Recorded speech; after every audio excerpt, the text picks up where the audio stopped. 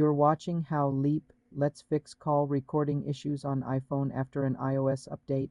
First, note that call recording is not natively supported in many regions and may violate laws. If you use a third-party app, ensure it's updated. Go to the App Store, search for your call recording app and tap Update. Check the app's microphone.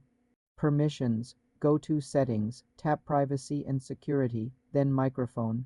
Make sure your call recording app is toggled on. Restart your iPhone. Press and hold the side button and a volume button, then slide to power off.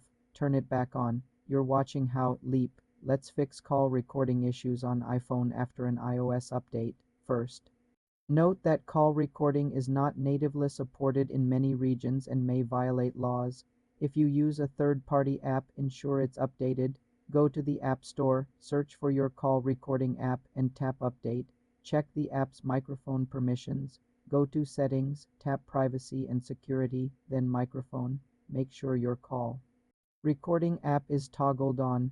Restart your iPhone. Press and hold the side button and a volume button, then slide to power off. Turn it back on.